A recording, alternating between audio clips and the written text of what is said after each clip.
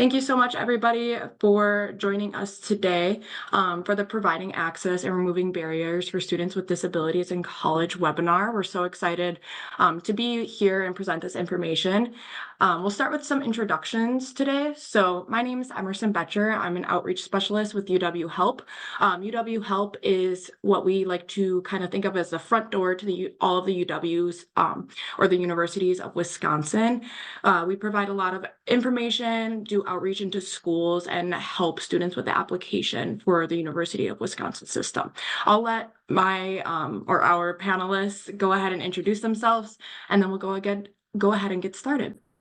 Yeah. Hello, my name's Andrew Ives. I use he, him as pronouns, and I'm the director of the Access Center at the University of Wisconsin-La Crosse. Hi, I'm Debbie Reuter, she, her pronouns, and I am the director at UW-Whitewater Center for Students with Disabilities. Awesome. Thank you. So first, we'll talk about the demographics of the universities of Wisconsin students. Second, we'll move into the college transition, which a lot of students will be experiencing in a few months. We'll talk about campus admissions and visits, and then accessing services. And at the end, we'll have some time for some Q&A, along with answering some of the pre-submitted questions that you included in your registration. So I'll go ahead and hand it over back to Debbie. Okay, well, UW-Whitewater is a four-year public institution in the South Central Wisconsin. So we are around probably closer to 1,200 students actually now. And our campuses are in Whitewater, the main campus, and our two-year campus is in Janesville. So we are known as really a flagship school for providing students with disability services. It has been a priority mission of ours for over 50 years. We have a national wheelchair basketball team, national champion world basketball team who won again this year. And so we have a pretty long history here at Whitewater with serving students with disabilities. All right, and over on Wisconsin's West Coast, we're here in UW-La Crosse. We're a four-year public institution in southwestern Wisconsin. We have a little over 10,000 students, most of those undergraduate students. And a little, like it's almost 10%. We're at 9% right now, but soon to be 10% of students at UWL are registered with the Access Center as having a disability. UWL is known for our physical therapy and physician assistant graduate programs, as well as our adaptive physical education and archaeology undergraduate programs. And my friends over at admissions would also want me to tell you, we're known for a lot more of different academic programs as well, but these are just some of our highlights. We really focus on creating dynamic learning environments for students, and we offer a range of degrees from associates, bachelor's, up to graduate degrees, such as our master's and doctoral degree programs. And so we'd love to see you if you're ever over here on the Mississippi. So next, we're going to talk a little bit about, just in general, in the universities of Wisconsin, how many students with disabilities we serve. And that number, what we can tell you, has increased over the past 5 or 6 years. We've almost seen a 50% increase, where we have, throughout all of the universities of Wisconsin, we have a little over 13,000 students that identify as having a disability. And we have this chart here to kind of show you the breakdown of what disabilities we serve through our offices. So almost 40% of the students registered have indicated their primary disability as a psychological disability. So this can be something like anxiety, depression, bipolar disorder, something within those. 21%, our next category, it was ADD or ADHD. 15.6% are systemic health conditions. So that might be like a chronic health condition such as diabetes. Or like food allergies too can sometimes be put in there, specifically like celiac disease. 10.1% of students identify as having a learning disability, and then 3.4% autism spectrum disorder, 2.4% mobility impairments, 2% temporary disabilities. So this could be some student that might have like broken a bone of some sort and has a significant limitation temporarily. Or also sometimes traumatic brain injuries, but that was 1.8% of our students. We also have students with hearing loss or deaf students, 1.5% of our students there, and then visual disabilities, 1.5% there as well. We also know that disability is a changing, ever-changing category too. So sometimes we have students that have disabilities that don't necessarily fall in these general categories. And those would be students that fall in that 1.1% of other disabilities. Now, next, we want to talk a little bit about the laws really that are here to protect students with disabilities in higher education. And for some of you that are utilizing some of these rights guaranteed by these laws in K through 12, these will seem pretty similar. You'll also notice some differences, and that's really what we want to talk about today. The first law, and I think a law that most people know about, is our Americans with Disabilities Act, passed in 1990. And then that was amended in 2008. And really, there's a few titles in there. For us specifically, Title II of the ADA protects students in higher education because we're part of state or local governmental services. And we really focus on creating access and making sure that our buildings, that our learning environments are also protected too. But the history of disability rights goes back into the 1970s. Section 504 of the Rehabilitation Act of 1973 was really designed to eliminate discrimination on the basis of disability for any programs or services receiving federal financial assistance. And really, the definition of disability is a physical or mental impairment that substantially limits one or more major life activities. And so this also helps us look at this in an academic frame of things for students. A major life activity is oftentimes the process of being in class or around class as well. And then at UWL, we also have a specific system policy that applies and really is our regents, or not at UWL, within the Universities of Wisconsin system, our regents' commitment for non-discrimination on the basis of disability. And this was really sort of ensuring our protection both federally and through the state, the protection of people with disabilities to not experience discrimination within within any UW school, either employment or also educational too. Okay, as we go through this presentation, we want to point out some of the differences between high school and college. So, you know, in high school, obviously classes meet daily, all the classes carry the same credits. So when students are in college, sometimes classes only meet one time a week or up to 5 times a week, depending on the credits. And there's a lot more work outside of the classroom. So in high school, reading and homework will also vary with the class, but I think we've noticed also since the pandemic that a lot of deadlines have changed and things are not always required to be turned in at the same time. And that is not always the case when students get to college. So some of those things that were modified during that time period are still expectations in college. So there is still the expectation of, you know, heavy reading and homework being turned in on time when students get to college. Deadlines are still something that are expected here and sometimes can surprise students. In high school, some classes allow for extra credit to replace other grades. And usually in college, there's only a couple of opportunities, 2 to 4 big opportunities for grades. Some classes don't even require attendance, but you know that there are classes that do require attendance and do give points for attendance, but those are kind of some subtle differences between attending class every day in high school and going to some classes in college.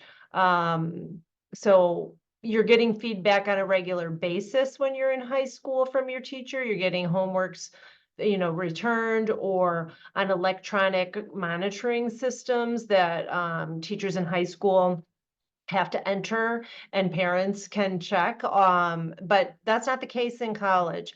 There are no online monitoring of grades, entering of grades on a weekly basis for others to be able to check. So students have to advocate for themselves and ask for feedback. They have to, be on top of what's happening within their classes through their own portal or by communicating with instructors.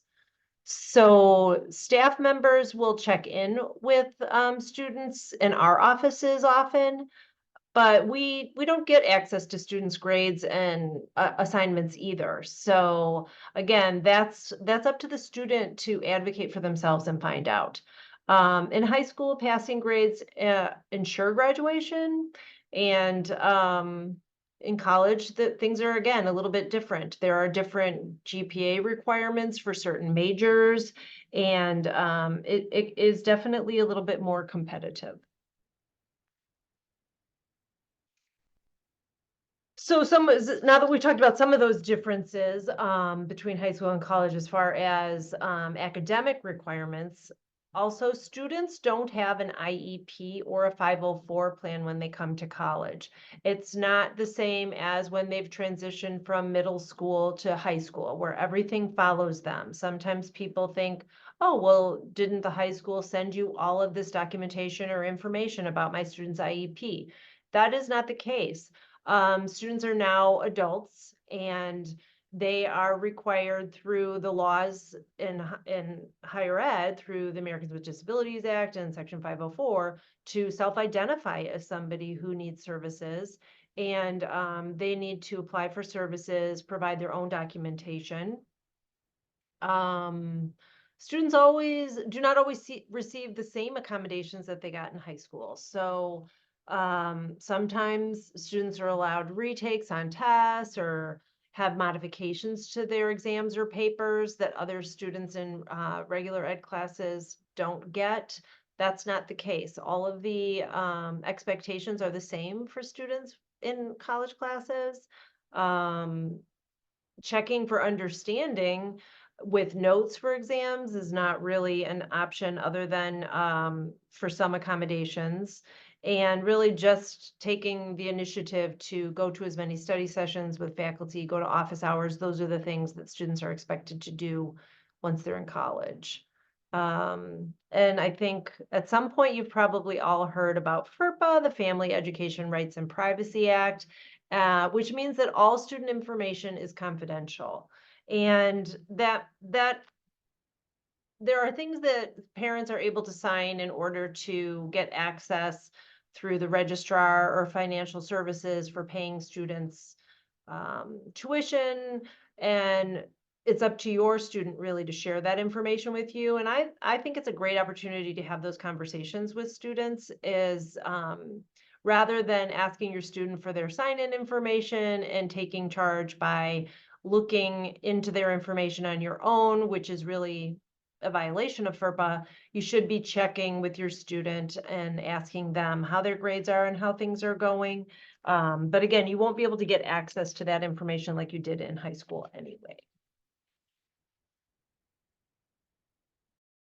All right. So one of the things, we're really excited that everyone's here, and we also want to be sure to we want to talk about what is it like to go through the college visits and admission process, but specifically when you have a disability or you're looking at accommodations or trying to explore how might you do that? So one of the things we suggest is to visit colleges early.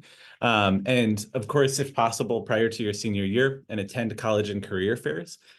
Because one of the things that we know is that the types of services we offer at each of our universities can be very different. And the reality is that even trying to find our offices can be very different. For example, my office is called the Access Center. And Debbie's office is called the Center for Students with Disabilities. On other campuses, we have disability resource centers, we have accessibility resource centers. All of these offices do the same thing, relatively the same thing, supporting students with disabilities, implementing and coordinating accommodations, but they can be very different, and where to find them, where they're located, all of those sort of things. So that's why we suggest that you go early. Be sure to read information from folks in admissions. I can tell you that I know my office, and I think most of my colleagues across the Universities of Wisconsin system have great relationships with our admissions folks, and they know when to refer students to us and where to find us as well. But we do suggest too, if you're visiting campus for a tour, or getting other information, to look to schedule a meeting with the Accessibility or Disability Services Office to discuss your disability needs. And then to also ask us questions about what are our procedures, what forms do we need, types of documentation, and really what do our timelines look like for receiving services. Because our universities are so diverse to meet the unique needs of our different campuses, we really have different processes that have evolved throughout that. And so we really, and this is true for any university you go to, is really looking into what to expect, what types of accommodations to expect, what types of information we'll need to make those decisions. So some of the information you might look to collect is information about housing. For many of our students, this is the first time that they are living away from home, and having to assess what sort of accommodations do they need in place in a housing situation. Things that might have already been typically commonplace at home might not be available or as easily accessible within our residence halls. And so we want to definitely work with you for that. Again, how do you access accommodations? What does that process look like? What about transportation and physical access, not only on campus, but within our communities? Some of our campuses are located in pretty rural areas, and some of our campuses in the middle of cities. And so each of our offices have that information. If there are any dietary needs, we can point you in the direction of connecting with our colleagues in dining support or dining services. Each of our campuses too have very diverse support groups that might even specifically meet your disability related need. We vary in class sizes and our tutoring options. We also have connections within our local communities about personal care options that you might have. And we have a whole host of different assistive technology that we use in the classroom. Some of our classes or some of our campuses, I know specifically UW-Whitewater, have amazing summer bridge programs for our students with disabilities. At UWL, we're working on that, but we don't quite have that quite yet.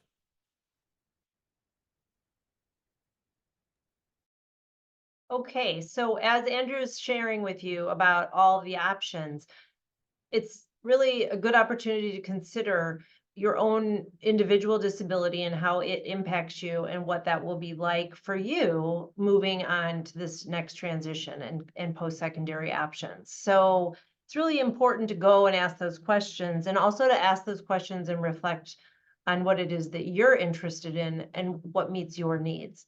And there's so many different options. Many of us have 2-year colleges associated with our colleges. So those are also options.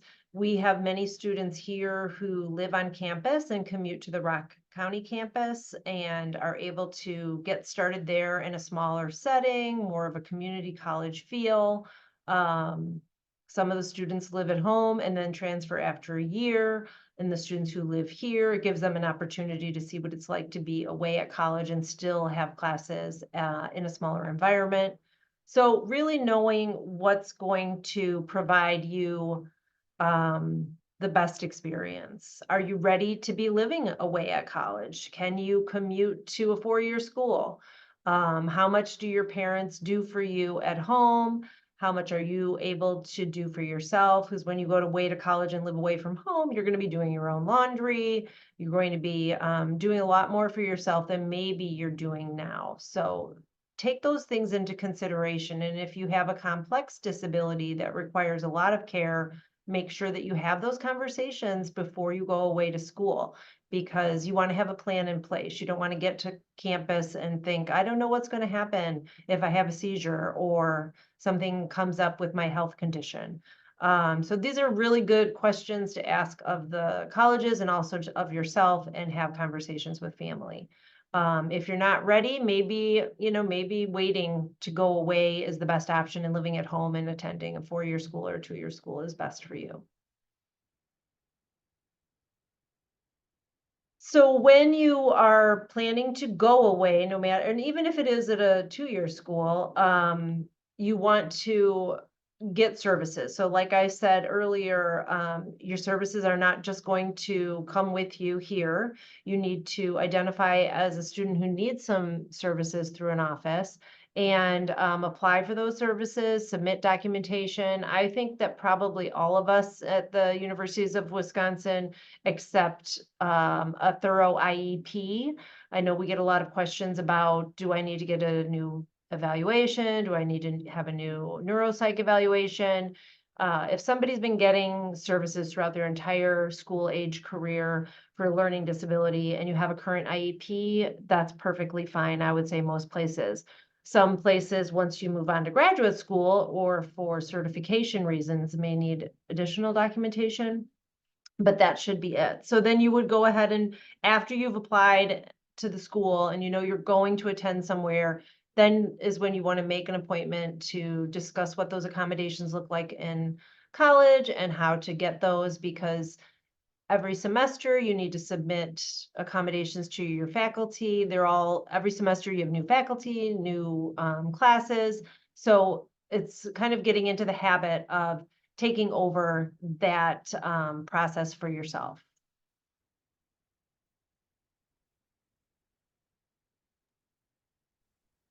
Yeah, and similar, exactly what Debbie was saying is well, actually, earlier we were talking about how within college you won't have an IEP, or the student won't have an IEP or 504 plan specifically in college. What typically will happen, or what students need to do, is they identify with the Disability Service Office, and then they receive access through their accommodation plans that they create with their disability services advisor. And then the students get to select to share those with instructors. And the important part is students get to choose. So we have students who don't share that they're registered with our office with all of their instructors. They might just need or want to access accommodations within a couple classes, and other classes, they don't necessarily need those. And so we also, the reality is too, we have students that throughout their K through 12 experience have never needed accommodations, partly because the support might have already been in place through concepts of like universal design for learning. And they didn't necessarily need those accommodations until they come to college. And so we also accept documentation outside of IEP or 504 plans through healthcare providers as well. And our offices can help and help you navigate that process. The other thing we want to be sure is that students may not always receive every accommodation they received in high school.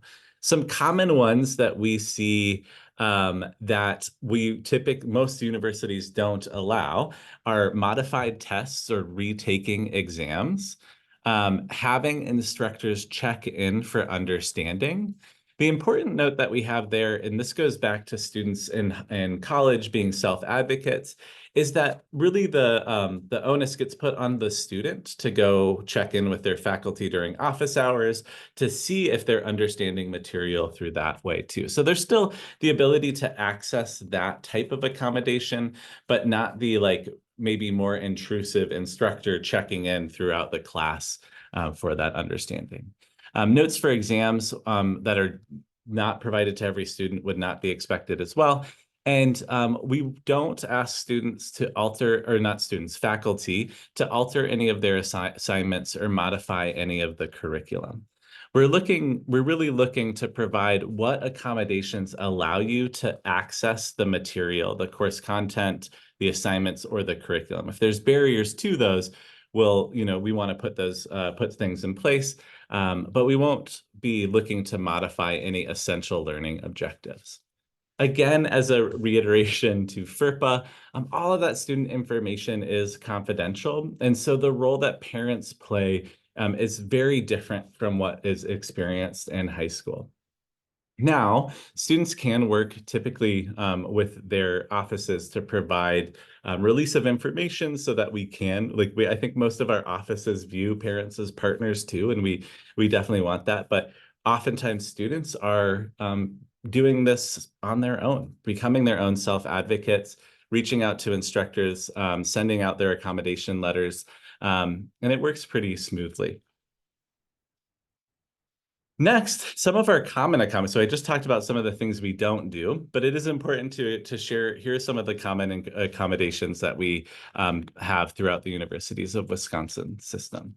So this could look like extended time on exams or quizzes, a low distraction room or environment for testing. We provide American Sign Language interpreting and live captions. We do housing accommodations, note-taking assistance.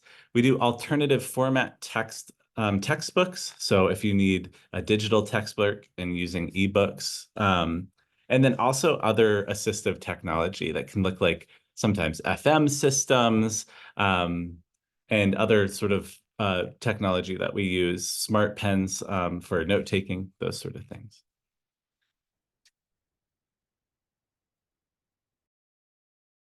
Okay, so now I do want to acknowledge that we all understand that parents have been the best advocate possible for students, and we don't want to give the impression that, again, we don't want to partner with you. We certainly do. We want to hear what you have to say, and we want to involve parents in the process. But although you've been the best advocate for your student, it is time to allow the student that opportunity to advocate for themselves, to learn the best way to understand their own needs and express those, because they're going to be going out into the world and needing to do that for themselves. So it's important that students know what their disability is. Sometimes it happens that students come here and they have absolutely no idea why they've gotten an IEP. So it's really good to have those conversations, whether that's with you or their case manager or whoever, so that when they go to the meeting with their disability services coordinator, they can articulate what it is that they need. They're going to be here and needing to request for themselves what they need.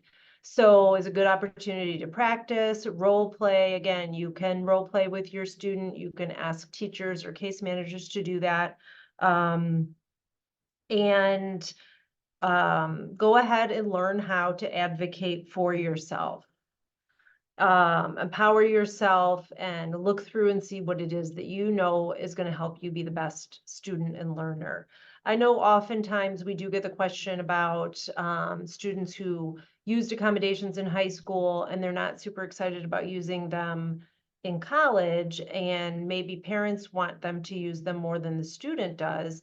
And again, it's really a good opportunity to have those conversations and maybe come to our offices. We can share that it's really common for students to use accommodations in college. As Andrew said, they have close to 10% of their students using accommodations. We have over 11% of our students using them. So faculty are very used to getting accommodation plans and accommodating students. It's not unusual. They're not going to know what their disability is. That's also protected information. But if a student chooses not to use services, then it's another learning example for them. Maybe they realize the next semester they could have done a little bit better if they had used their accommodations. So good opportunity. So again, really, this is all about preparing for college and practicing independence, right? We hopefully, that's been a process all along. And by the time a student gets to be a senior in high school, they have been doing that. So now is a good time to start scaling back. most of the time the accommodations are fairly similar that students are using by the time they're a senior. But if there are things that they rely on that are not things that they could use in college, then it's a good time to scale back. It's also a good time to try out different technologies, note-taking softwares, things like that that are available.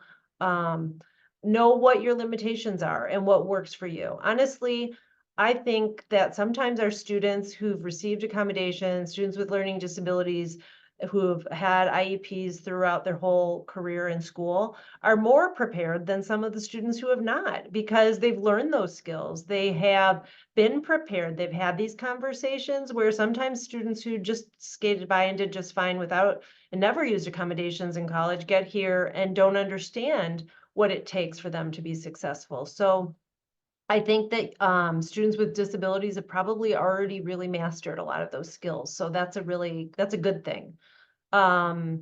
Using those organizing tools, connecting with vocational rehab services in your county. If students are from another state, they can still connect with vocational rehab services. We often work with students who use those services here at Whitewater.